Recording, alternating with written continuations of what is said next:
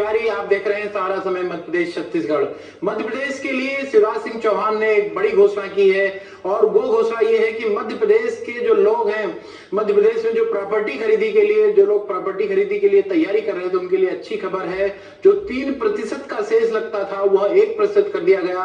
इसके पीछे के लिए जो उनकी मंशा थी, कोविड के चलते लोगों का नुकसान हुआ था, कहीं ना कहीं प्रॉपर्टी के जो भाव थे अगर वो काफी गिरते जा रहे थे और प्रॉपर्टी को लेकर बात करें तो आम लोग खरीदी नहीं कर पा रहे थे। कोविड का प्रभाव और उसके बाद शिवराज सिंह चौहान की अगर बात करें तो उनका वो मास्टर स्ट्रोक कहा जा रहा है। तो कुल मिलाकर शिवराज सिंह चौहान ने जो ये बात कही है, आइए सुनते हैं कि शिवराज सिंह चौहान ने इसको लेकर क्या घोषणा की है।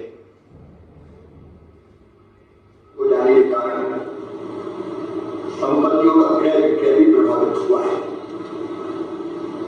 अब वो चाहते हैं आर्थिक गतिविधियों में भी तेजी आए, उसके लिए भी अनेकों कदम उठाए, लेकिन इसके साथ साथ रियल एस्टेट में कैसे बूम आए इसके लिए भी हम संभव प्रयास करेंगे।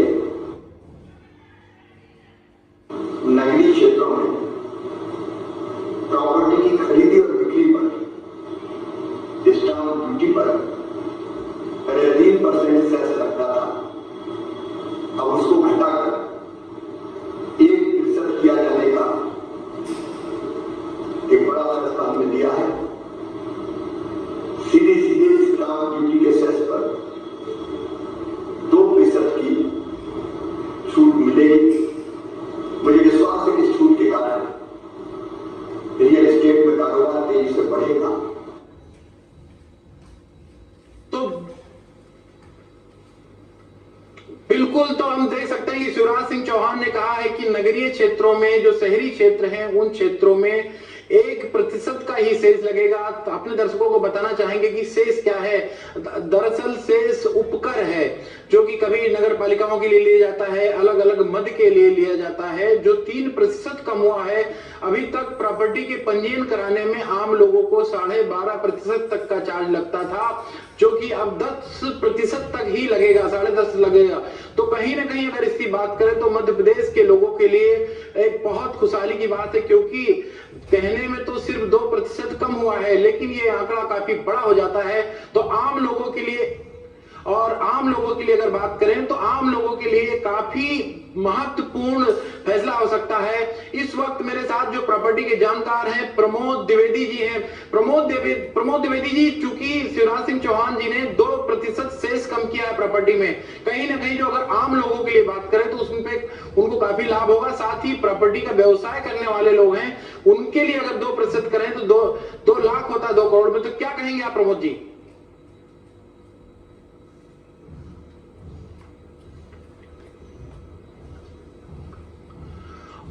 और इस पूरे मामले को लेकर चर्चा करने के लिए इस वक्त मेरे साथ कांग्रेस के प्रवक्ता जेपी धनोपिया जी हैं और सुमित ओरछा। नाम सुनने में थोड़ा सा लगता है कि ओरछा, क्योंकि एक ओरछा मध्य प्रदेश की राम जी की जगह है, लेकिन कभी भी हैं और भाजपा के प्रवक्ता भी हैं। सबसे पहले जेपी जी के पास चलते हैं। जेपी जी, कहीं ना कहीं अगर बात करें प्रॉपर्टी में कहीं ग्रहण लगा हुआ था, शिवराज सिंह चौहान ने जो ये पूरा जो कदम उठाया है इसको किस तरह से आप देखते हैं जेपी जी? लोग रहते हैं सारे कदम, मगर एक्चुअली स्वदेशी वास्तव है गिरन तो पूरे मध्य प्रदेश में लगा हुआ है। आज हालात तो देखिए आप, रोजगार नहीं है, कोरोना में मरीजों की हालत चल रही है, हॉस्पिटल को फ्री कर दिया गया है लूट खरोट करने के लिए, गरीबों को रोजी रोटी नहीं है, रोजगार नहीं है। आप बिल्डर को फायदा दे, लोगों की सेल्स को कराए। सेल्स पर 3% कम किया है, टोटल रजिस्ट्री में 3% नहीं किया है कम, 2% कम नहीं किया है, ये मान चाहिए सेल्स पर कम किया है। मैं कहता हूं कि रजिस्ट्री में कम करना चाहिए, लेकिन सिर्फ बिल्डर को साथ फायदा पहुंचाने के लिए है, गरीबों को फायदा मिलेगा इसमें मेरे को संदेह है। कहा खरीदारी होगी, कहा कहने को आपका हो गया।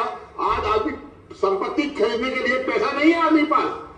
आज आपको चाहिए रोजी रोटी की व्यवस्था करने की, ध्यान देने की। आज आपको चाहिए ग्रामीण क्षेत्र में उनको शेल्टर व्यवस्था कराने की, आज रोजगार संबंधित कामों की, आज बीमारी से संघर्ष हो रहा है। आज पूरे मध्य प्रदेश की हालत देखिए, लाखों लोग यहाँ पर मरीज हो गए हैं। भोपाल अकेले में 11-12 हजार लोग कहीं भी बैठे हुए हैं, इनका कहाँ इलाज हो रहा है? कोरोना में कोई इलाज नहीं हो रहा है, लोग परेशान है। इन सब पर ध्यान न देके ऐसी चीजों ध्यान देना अच्छा कदम है, मैं इसकी आलोचना नहीं करता हूँ, लेकिन इस सब का कोई मतलब बहुत ज्यादा नहीं है।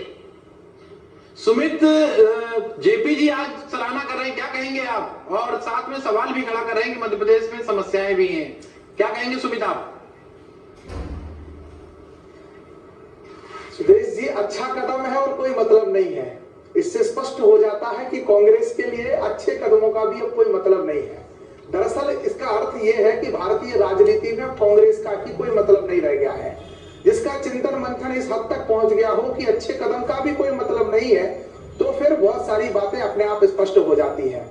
भारतीय जनता पार्टी की सरकार उस समय बनी है जिस समय कोरोना की चुनौतियां थी, और 1.25 साल में मध्य प्रदेश की जनता से जितने सारे योजनाओं का जो सहारा था, जो योजनाओं का संबल था, जो सबसे प्रमुख योजना संबल थी, वो सब छीन ली गई थी। मध्य प्रदेश की जनता को झूठे वादों में छल करके बेसहारा छोड़ने जैसी स्थितियां हो गई थी। अनेक आदिवासियों से, वनवासी भाइयों से चरणों पादुका योजना चप्पल छीन ली, गरीबों से संबल छीन लिया, तीर्थ दर्शन योजना लटका दी सर, छात्रों से लैपटॉप छीन लिया। इस हालात में मध्य प्रदेश हमको मिला जब मध्य प्रदेश से सामाजिक सरोकारों से दूर एक प्रबंधन चल रहा था। हम जिस समय जब आए, हमने सौगातों का, और हमें बहाना क्या मिला कमलनाथ जी की तरह? 15 महीने केवल एक ही माला का जाप करते रहे सुदेश जी, खजाना खाली है। बंगलों पर रिनोवेशन होता रहा, खजाना खाली है। मुंबई के स्वरा भास्कर जैसी एक्टर्स को हर महीने लाखों रुपए के भुगतान होते रहे। केवल विचारधारा का वो जेएनयू में चली जाती थी, उनका टुकड़े टुकड़े के इनके समर्थन में, इस कारण से हर महीने उनको लाखों रुपए का भुगतान होता था, लेकिन खजाना खाली था। छिंदवाड़ा में विकास के नाम पर करोड़ों रुपए के भ्रष्टाचार चल रहे थे, खजाना खाली था। तो जनता के लिए खजाना खाली था, और अपने लिए, खुद के लिए, खुद के आवश्यकताओं के लिए, मानसिक और तमाम तरह की आवश्यकताओं के लिए खजाना भरा था। एक शिवराज जी की सरकार आई जिसे कमलनाथ जी खजाना खाली है की सरकार कहते थे। उसी सरकार से 26,000 करोड़ से ज्यादा की सौगातें आम जनता के खातों में राशि अंतरण, मध्याह्न भोजन का, रसोइयों का, सामाजिक सुरक्षा पेंशन का, किसानों के बीमा का, कितनी सारी योजनाओं में शिवराज जी ने लोगों के खजाने में पैसा दिया। और अब लगा कि इसको, व्यापार को, रियल एस्टेट को बूम करना चाहिए, आम आदमी को रजिस्ट्री करे, वो अपना मकान खरीदे और सोचे, इसके लिए रियायत देना चाहिए। तो एक और बड़ी रियायत माननीय शिवराज जी ने आज मध्य प्रदेश की जनता को दी है, जिसका मैं हृदय से अभिनंदन करता हूं। जेपी जी, यहाँ पर अगर रियायत दी जाती है किसी बिल्डर को या बड़े उद्योग को, बिल्डर्स के लिए, अगर कंस्ट्रक्शन के क्षेत्र में, तो उससे सिर्फ उद्योगपति को ही लाभ नहीं होता, उसमें लाखों की संख्या में लोग काम करते हैं। यदि 2% कम हुआ है तो यह आंकड़ा काफी बड़ा हो सकता है, लेकिन जिस तरह से जानकारी मिली है कि 31 दिसंबर तक ये रहेगा, तो सरकार को राजस्व की भी हानि होगी। क्या इसको आप चुनाव से जोड़कर देखते हैं? देखिए स्वदेश जी, वास्तविकता है कि मेरे बेटे ने बहुत अच्छा भाषण दिया और लगता है कि सब कुछ बहुत अच्छा हो गया। एक भी घोषणा का अमल बता दे मेरे को, इस घोषणा का अमल हो गया है? एक भी घोषणा का अमल नहीं हुआ है। चाहे प्रधानमंत्री नरेंद्र मोदी जी के 20 लाख करोड़ का रहा हो घोषणा, और चाहे आदरणीय शिवराज सिंह चौहान का रहा हो। 1000 करोड़ रुपए के चंबल संभाग में भूमि पूजन कर दिए, या ये कार्यक्रम होगा या ये बने, और बजट कितना? 1000 रुपए। ये है भारतीय जनता पार्टी के चल।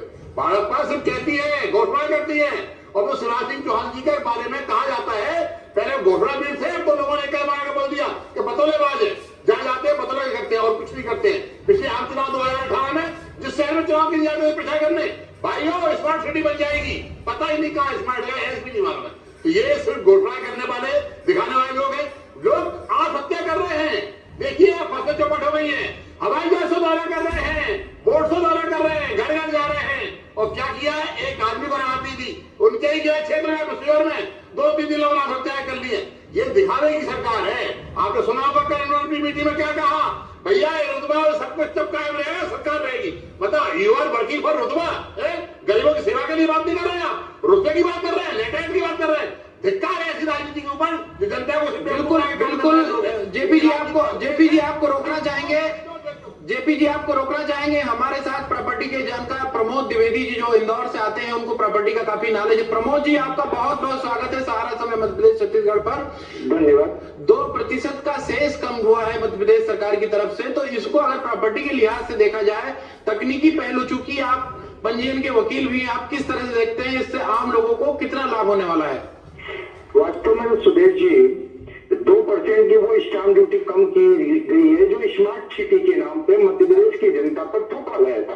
स्मार्ट सिटी के नाम पर नगरीय निकाय कर जो 1% पहले हुआ करता था उसे 3% कर दिया गया और ऐसे ऐसे क्षेत्रों में कर दिया गया कि जहां पर इसका कोई प्रभाव ही नहीं पड़ना था। जैसे कि हेलो जी जैसे कि माऊ गांव यानी नगर पंचायत के क्षेत्रों में भी 3% की स्टाम्प ड्यूटी ली जाती थी। केवल ग्राम पंचायत क्षेत्रों को छोड़ करके नगर पंचायत के नाम पे 3% की अतिरिक्त स्टाम्प ड्यूटी होती थी, जो कि पहले 1% हुआ करती थी। इस प्रकार से मध्य प्रदेश की सरकार ने दोहरा शोषण चालू किया था। साथ ही साथ अभी शिवराज की सरकार आते से ही उनके द्वारा 50% की निर्माण लागत बढ़ा दी गई। जब कोरोना काल में सभी धंधे खत्म हो रहे हैं, उनको सहारे की आवश्यकता है। कांग्रेस ने ये मांग की, महाराष्ट्र की सरकार जो कांग्रेस और गठबंधन की सरकार है उसने सीधे 3% की स्टाम्प ड्यूटी कम की। तो केवल झुंझुनू थमाने के लिए प्रमोद जी 2% तो मध्य प्रदेश में भी कम हुई, तो उसका एप्रिसिएशन आप जैसे वकीलों को कम से कम करना चाहिए, क्योंकि 12.5% बता रहा हूं कि जो प्रभाव पड़ना था वो नहीं पड़ेगा, क्योंकि 50% की गाइडलाइन बढ़ा दी गई है। इस प्रकार से एक हाथ से दिया दूसरे हाथ से दिया, ये है। बहुत धन्यवाद प्रमोद जी। सुमित जी, प्रमोद द्विवेदी जी का ये कहना है कि इस हाथ से दिया उस हाथ से लिया, 50% की निर्माण लागत में 50% का टैक्स लगाया था, तो अगर इधर से फायदा भी दे रहे हैं तो दूसरी तरफ से ले रहे हैं, क्या कहेंगे आप? जो लेंगे भी वो वापस ब्याज लगा करके जनता को समर्पित भी करेंगे। जनता को तेरा तुझको अर्पण, यह सब जनता का टैक्स का पैसा है, जनता के लिए है और जनता को ही समर्पित होगा। सरकार केवल उसके सुप्रबंधन के लिए होती है, सुशासन के लिए होती है। कोई भी राजनीतिक दल इसको लगा करके कोई घर में नहीं रखता है, और वो जो घर में रखने वाली सरकारें थी अब उनकी विदाई धीरे धीरे हो गई है पूरे देश से और प्रदेशों से, तो चिंता नहीं है। जो भी आएगा वो भी जनता के ऊपर ही खर्च होगा, और जो जनता को रियायत जिन क्षेत्रों में देनी होगी वो जरूर देंगे। हमारे आदरणीय धनोपिया जी बड़े वरिष्ठ प्रवक्ता हैं, वर्षों से मैंने उनको देखा है। वो कह रहे थे कि वो घोषणाएं अधूरी रह गई हैं। मैं 5 घोषणाएं जब उनका क्रम आएगा तो उनसे जानना चाहूंगा जो माननीय शिवराज जी की पूरी नहीं हुई है, उनका 5 घोषणाएं वो बताएंगे, तो हम भी प्रयास करेंगे कि वो माननीय शिवराज जी तक पुनः पहुंचाएं कि जो 5 घोषणाएं पूरी नहीं हुई हैं। एनसीआरबी के आंकड़े आए हैं, आत्महत्या का आंकड़ा हमारी सरकार को बता रहे थे 2019 जिसमें पूरे समय इनकी सरकार रही है, उसके आंकड़े भी 65% 5 दिन पहले ही जारी हुए हैं। और उस पर जीतू पटवारी जी ने ट्वीट किया, जब बाद में हम लोगों ने उन्हें बताया कि भाई साहब ये आपकी ही उपलब्धियां हैं, उमंग सिंघार के हवाले से कहा जाए तो ये माफिया की सरकार की उपलब्धियां हैं, तो उन्होंने फिर डिलीट किया ट्वीट। तो मैं वो भी बताना चाहता हूं।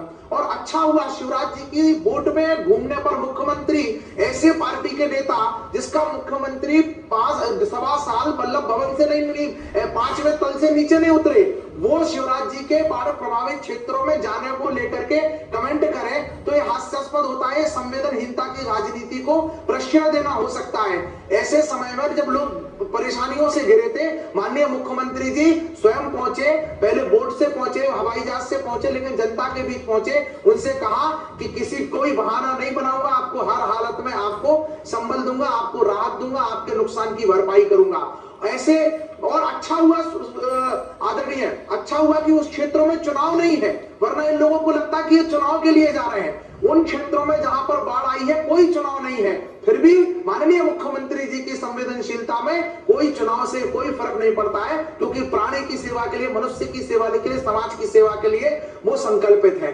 भारतीय जनता पार्टी का यह निर्णय, सरकार का यह निर्णय शुद्ध जनता को रियायत देने के लिए है, और इस कोरोना काल में निश्चित रूप से सरकार का रेवेन्यू बढ़ा करके जनता को अन्य विकास कार्यों में वो राशि सौंपने के लिए यह उपक्रम है। इसका हृदय से अभिनंदन होना ही चाहिए। जेपी जी, चित भी हमारी पट भी हमारी। जेपी जी, अभी देखा कि सुमित जी ने सीधा कहा कि वो डंका भी इनका। मैं आपसे कह रहा हूं कि इन्होंने आरोप लगाया कि बात सुनिए आदरणीय सुधीर जी, भाई मैं सुनिए इनकी बात, इनके आरोप में कोई दम नहीं है, इनकी फालतू बातें हैं। आदरणीय शिवराज सिंह चौहान घोषणा भी किस तरह के हैं आप बता दूं।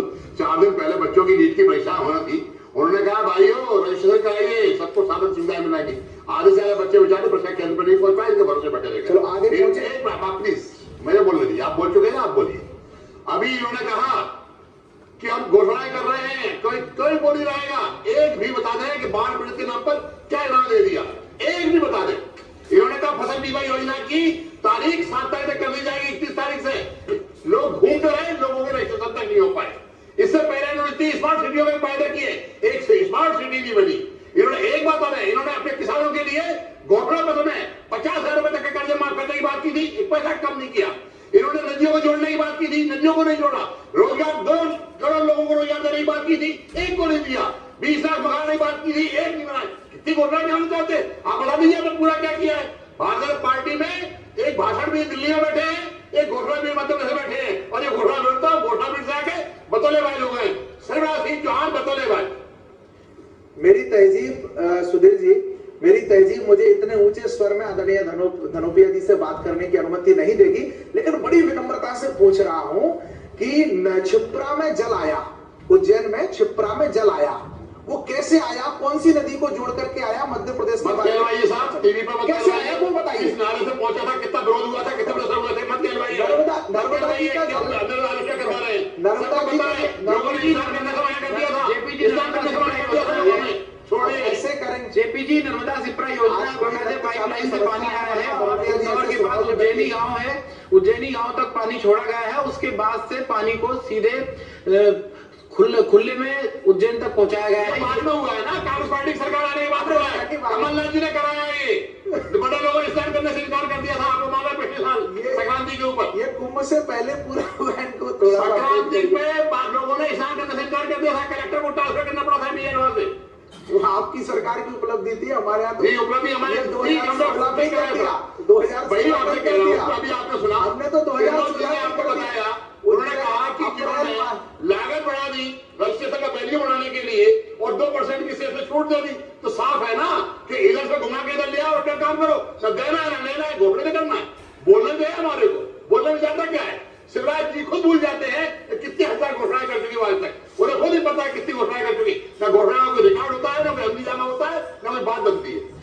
सुमित, आप कभी भी हैं, मैं चाहता हूं कि सहारा समय मध्य प्रदेश छत्तीसगढ़ के दर्शकों को जिस तरह से जेपी जी का आपके ऊपर आरोप लग रहा है, आपकी पार्टी पर आरोप लग रहा है, लेकिन चूंकि अगर बात की जाए तो भले ही 2% जो कम हुआ है, निश्चित तौर पर बहुत बड़ा आंकड़ा होता है।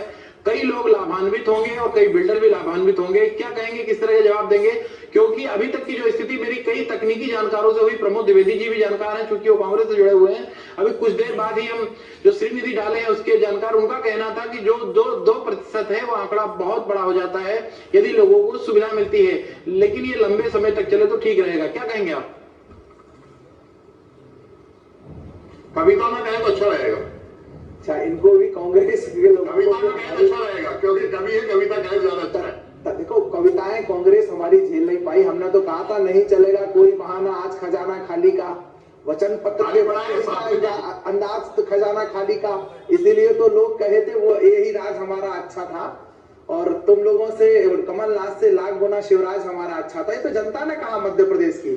हमने 2019 के लोकसभा चुनाव में बाकायदा मध्य प्रदेश की जनता से कहा, एक वोट से 2 सरकार बनाइए, झूठे धोखेबाजी वादा खिलाफी करने वालों को सबक सिखाइए। जनता ने इतना प्रचंड जनादेश दिया कि जो छिंदवाड़ा 3 लाख से कभी जीता करते थे, वहां भी प्रशासनिक मशीनरी को दुरुपयोग करते हुए 50,000 पर सिमट गए। किस तरह से चुनाव जीता कि वोटिंग समाप्त होते ही चुनाव आयोग को कलेक्टर बदलना पड़ा छिंदवाड़ा का। ये स्थिति कर दी, तब जाकर के परिस्थितियां बनी कि जीत पाए। तो जनता ने तो मध्य प्रदेश के कह दिया था कि हमें ऐसी सरकार से मुक्ति चाहिए जो झूठ बोले, जो वादा खिलाफी करे। 1 2 3 4 5 6 7 8 9 10 और 10 हो गए, बोले मुख्यमंत्री नहीं बदला, तो जनता ने कह दिया बस।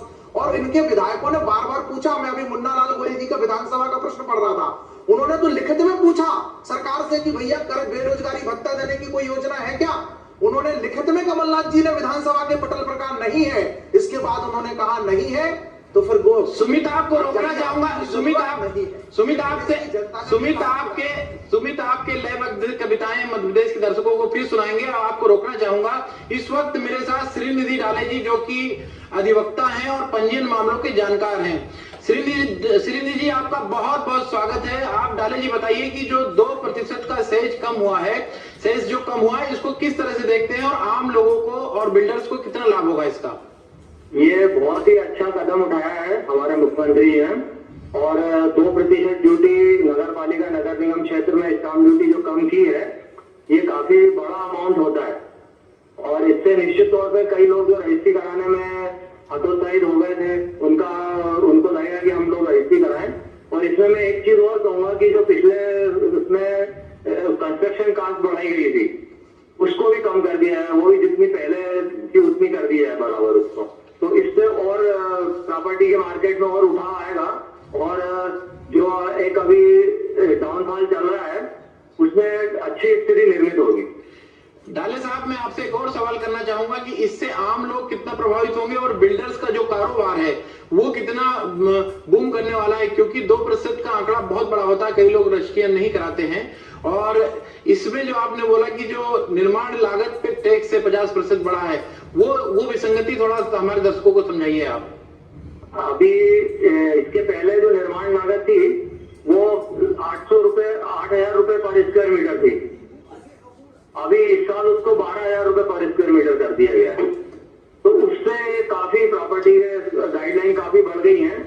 और अभी जो एक ट्रेंड लॉकडाउन के बाद में चल रहा है, जो देखने में आ रहा है कि जो यूजर्स हैं मध्यम वर्गीय या निम्न मध्यम वर्गीय, तो ये गाइडलाइन बढ़ने से और ड्यूटी बढ़ने से उनको काफी खर्च बढ़ जाता था रजिस्ट्री के लिए। तो अगर ये ड्यूटी जो 2% कम हुई है और साथ में अगर ये कंस्ट्रक्शन कॉस्ट भी कम हो जाती है, तो निश्चित तौर पे आम जनता उसको बहुत फायदा होगा, वो लाभान्वित रहेगी। और प्रॉपर्टी में जो बिल्डर्स वगैरह हैं नेचुरली उनको भी उनके ट्रांजिशन में भी उठाव आएगा, प्रॉपर्टी के मार्केट भी बढ़ेगा। और प्रॉपर्टी के मार्केट के साथ ही साथ जो अभी रोजगार वाली प्रॉब्लम चल रही है उसमें भी लोगों को रोजगार मिलने में भी फायदा होगा। कुल मिला के स्थिति अच्छी बनेगी अगर ये 2% जो कम किया इससे तो होगा ही, साथ में कंस्ट्रक्शन कॉस्ट भी कम हो जाना चाहिए। डाले साहब, एक और सवाल आपसे है कि इधर टैक्स कम किया 2% का सेस, और साथ में उससे सरकार को अधिक फायदा भी हो सकता है क्योंकि अधिक परचेसिंग लोग करेंगे, क्या कहेंगे आप, या फिर सरकार को लॉस रहेगी? ये निश्चित तौर पे ऐसा होगा, क्योंकि अगर ड्यूटी कम रहेगी तो लोग उत्साहित होंगे रजिस्ट्री कराने के लिए। कई लोग जो रुके हुए हैं उन लोगों को काफी इससे सुविधा होगी। और निश्चित तौर पे इसमें शासन को अभी ऐसा लग रहा है कि अपनी ड्यूटी कम हुई है, लेकिन आगे जाके इससे फायदा होगा और जो ऑल ओवर इनकम है वो बढ़ेगी। बिल्कुल, बहुत बहुत धन्यवाद श्रीनिधि डाले जी से। ये थे श्रीनिधि डाले जो कह रहे थे कि अगर इसका सही क्रियान्वयन किया जाए तो उससे सरकार का नुकसान नहीं होगा बल्कि सरकार का लाभ होगा। जेपी जी, आपने सुना श्रीनिधि डाले जी एक अच्छे अधिवक्ता हैं जो पंजीयन का काम करते हैं। इनका कहना है कि यदि सेस कम किया गया है, निर्माण कार्य की लागत पे भी टैक्स कम कर दिया जाए तो सरकार का उसमें नुकसान नहीं होगा बल्कि लाभ होगा, क्या कहेंगे आप? सुदेश जी, मैंने दोनों ही अधिवक्ता बंधुओं को सुना, मैं भी अधिवक्ता हूं, मैं इस बात में जानता हूं। उन्होंने जितने अच्छे ढंग से बात रखी है, साफ है कि आप खुद समझ लीजिए कि कहां स्थिति निकल के आई है। वो एक ने साफ कहा कि सरकार को फायदा होना है, दूसरे ने साफ कहा कि उन्होंने दाम बढ़ा के दूसरे कम कर दिए है। मैं तो एक बहुत साधारण से गाँव की भाषा में बात कहना चाहता हूँ कि कपड़ा महंगा हो गया है और सिलाई की दर कम हो गई है, ना लोग कपड़ा खरीद पाएंगे ना सिलाई करा पाएंगे। ये स्थिति मध्य सरकार की रहेगी। क्या कहेंगे सुमित जी, कविवर? देखिए, हमारे धनोपिया जी वकील हैं और उन्होंने वकालत की भाषा में समझाया है, लेकिन जो आम आदमी है वह एक सहज और सरलता की भाषा में समझता है। उसके लिए प्रॉपर्टी पर लगने वाला सेस कम हुआ है। और जो वो आदमी जानता है, वे आम आदमी जानता है कि सरकार और खास करके शिवराज जी की सरकार जो देने में बहुत उदार है, अगर कहीं पैसा लेगी भी तो दुगनी क्षमता के साथ उसे जनता को अन्य विकास कार्यों के साथ देगी। उनको इंफ्रास्ट्रक्चर में लौटाएगी, उनको सामाजिक सुरक्षा में लौटाएगी, उनके बच्चों को लैपटॉप के रूप में लौटाएगी, उनके पिताजी को पेंशन के रूप में लौटाएगी। लेकिन वो लौटाएगी 5 लाख रुपया का जो है इलाज का फ्री मुफ्त इलाज कराने के रूप में लौटाएगी, लेकिन वो लौटाएगी। यह देश की भारतीय जनता पार्टी की सरकार है। यह जनता के जन्म से लेकर के और पूरे जीवन काल में उसके विभिन्न योजनाओं के माध्यम से उसका संबल बन करके उसके साथ खड़ी रहेगी। और यही भारतीय जनता पार्टी के सामाजिक सरोकारों के रूप में चलने वाली सरकार है। और मध्य प्रदेश इसी सरकार को स्वीकार करता है। अभी 15 साल हमने सरकार चलाई है और अगले 15 साल हम चला करके दिखाएंगे। जेपी जी क्या कहेंगे? काफी बड़ी बात कह रहे हैं कि फिर 15 साल चलाएंगे, क्योंकि अभी उपचुनाव भी आना है। बहुत कम समय में आप अपनी बात रखें जेपी जी। ऐसा है, लोग रात में सपने देखते हैं, दिन में सपने देखते हैं। 15 साल का 18 में क्या असर हुआ था, जनता ने कहा बिठा दिया था, नोटों से वोट खरीद के सरकार बना ली। और ये हालत है इनके प्रशासन की, शासन की, कि आदरणीय 150 करोड़ रुपए के पशुधन के चावल है वो गरीबों को बांट देगा पीछे से। हालांकि देखिए कि सेंट्रल में बना देगा, भोपाल तक और सीहोर तक सब जगह स्थिति हो गई है। ये भारतीय जनता पार्टी कहाँ है, क्या सोच है इनकी? आदरणीय कमलनाथ जी की सरकार प्रशासन की व्यवस्थाओं में चौथे नंबर पर आई है पूरे प्रदेश के अंदर, और गुजरात जाते प्रधानमंत्री नरेंद्र मोदी आते हैं वो 10वें नंबर पर है। ये हालत है इनकी। सुमित जी बहुत छोटा सा जवाब चाहिए। सुमित जी लोग व्यापक निंदा दिया, कौन सा घोटाला बोले, सारे घोटाले इनके नाम पर है। सुमित जी बहुत छोटा सा जवाब है, बलात्कार में, कुंभकर्ण में, ई टेंडरिंग में, डंपरिंग में, हर बात में किया है।